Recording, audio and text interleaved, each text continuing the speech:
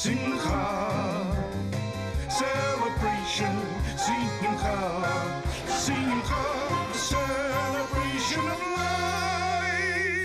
Welcome back. While walking along the cobbled streets and blue-painted houses of the old city of Tzfat, one will find the Ashkenazi Ha'ari synagogue. Named after Kabbalist and Torah scholar Rabbi Yitzchak Isaac Luria, the synagogue is one of the oldest still in use, dating back to the late 16th century. It was built on the site where the Ari and his disciples sang the Kabbalat Shabbat service to welcome the Sabbath. Ari, a Hebrew acronym for the words Our Master Rabbi Yitzchak, is also the Hebrew word for lion.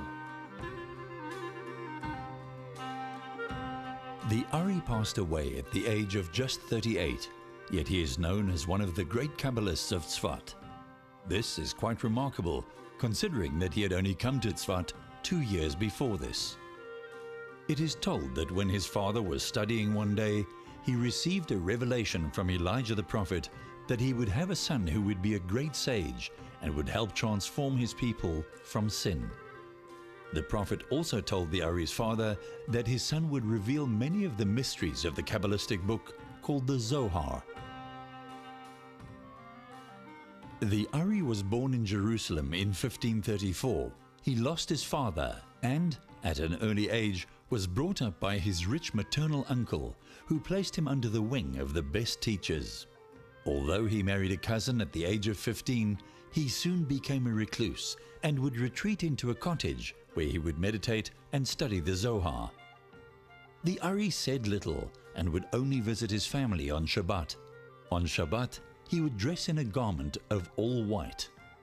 After moving to Tzfat, the Ari joined a circle of great Kabbalists led by Moshe Cordovero.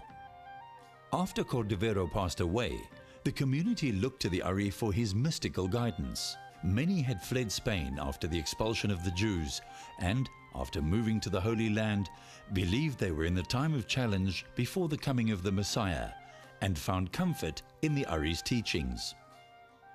Ari's circle soon became a separate community. While he taught spontaneously without writing down his teachings, many were recorded by a disciple, Rabbi Chaim Vital. By 1650, the Ari's ideas were known throughout Europe. The synagogue was built 500 years ago in the beginning of the 16th century by a congregation of Sephardic Jews from Greece. It was named after the Holy Ari, the truth, much later. Only when it was rebuilt after the destruction of the synagogue in the year 1837, January 1st, on the Jewish calendar Chavdalet Tevet, in this terrible earthquake which destroyed Tzfat completely and caused, unfortunately, 2,000 casualties. In fact, almost 2,000 people lost their lives here.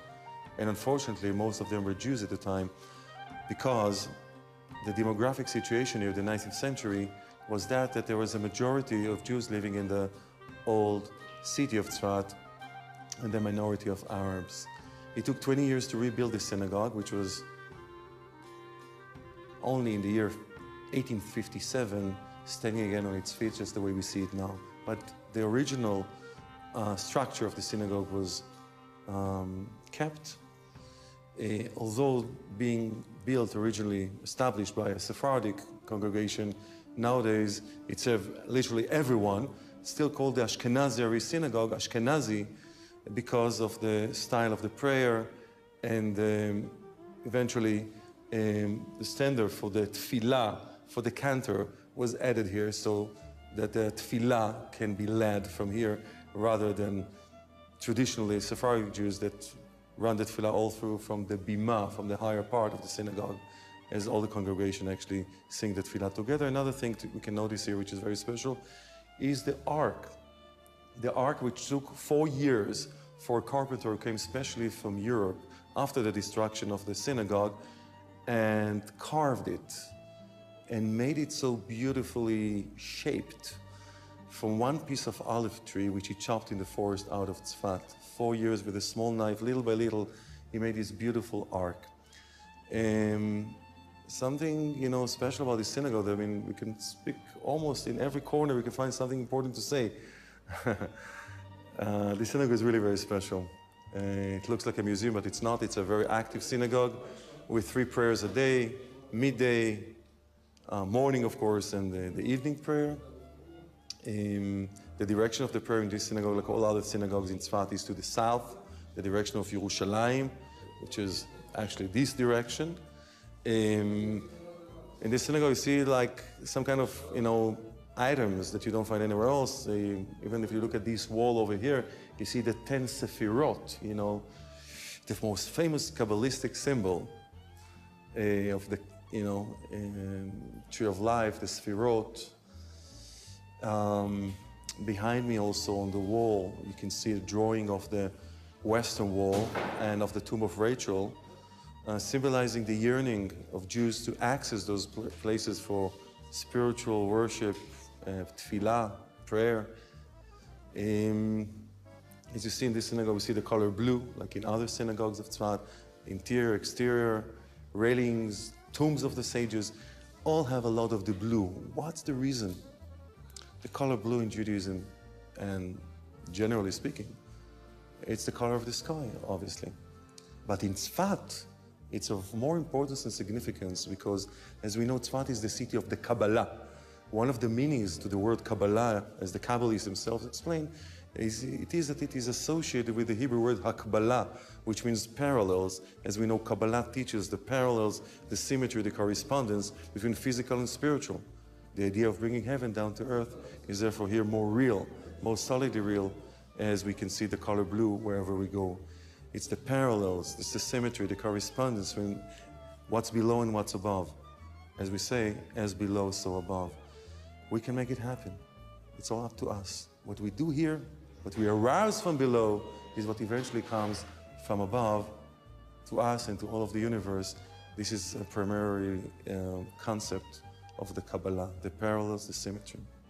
The Ari, Rabbi Isaac Luria of blessed memory, is the one that emphasizes more than perhaps any other sage of the Kabbalah before, telling how each person can be so influential with his good deeds over everything that's happening throughout the entire creation, the entire universe.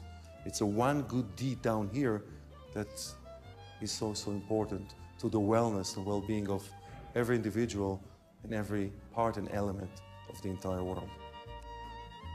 The Ari is buried in the cemetery in Tzfat, and many pilgrims make their way to his grave throughout the year, and also immerse in the famous Ari mikveh, or ritual bath, which is adjacent to the cemetery.